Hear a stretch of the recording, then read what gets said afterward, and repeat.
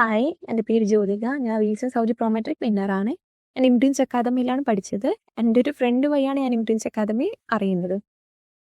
അങ്ങനെ from the starting തൊട്ട് നമ്മൾ ഈ എക്സാം തീരുന്ന വരെ നമുക്ക് കോൺഫിഡൻസും അതുപോലെ തന്നെ ഗൈഡൻസും ഒക്കെ ഇംപ്രിൻസ് ടീം മെമ്പേഴ്സ് തന്നിരുന്നു.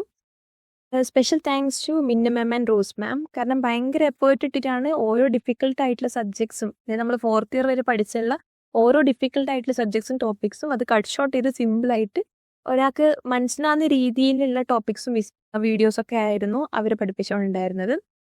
അതേപോലെ തന്നെ ആപ്പിനെ പറ്റി പറയുകയാണെങ്കിൽ ആപ്പ് ഭയങ്കര ഹെൽപ്ഫുൾ ആയിരുന്നു. മോക്ക് ടെസ്റ്റ് ഉണ്ട്, അതിലൊരു 50+ മോക്ക് ടെസ്റ്റ് ഉണ്ട്. അതുപോലെ തന്നെ സബ്ജക്റ്റും നമ്മളെ ഈ ടോപ്പിക് വൈസ് റിവൈസ്ഡ് ആയിട്ടുള്ള ക്വസ്റ്റ്യൻസും റിവൈസ്ഡ് വീഡിയോസും ഉണ്ട്. ഓരോ ടോപ്പിക്സും അതിൻ്റെ ക്വസ്റ്റ്യൻസ് അതിൻ്റെ ആൻസേഴ്സ് ഉണ്ട്. അപ്പോൾ നമുക്ക് എക്സാം റിലേറ്റഡ് ആയിട്ടുള്ള ക്വസ്റ്റ്യൻസ് തന്നെയായിരുന്നു അതിലുണ്ടായിരുന്നത്. പിന്നെ ഉള്ളത് ഒരു ഇൻഫോഗ്രാഫിക്സ് ഉണ്ട്.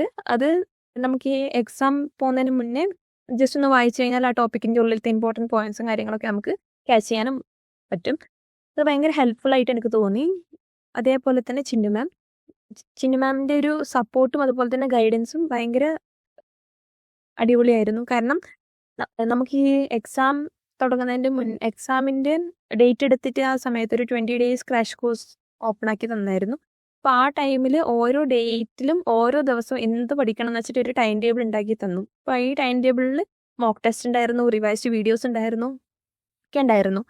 ഡെയിലി നമ്മളോട് മോക്ക് ടെസ്റ്റിൻ്റെ സ്കോർസ് ചോദിക്കും.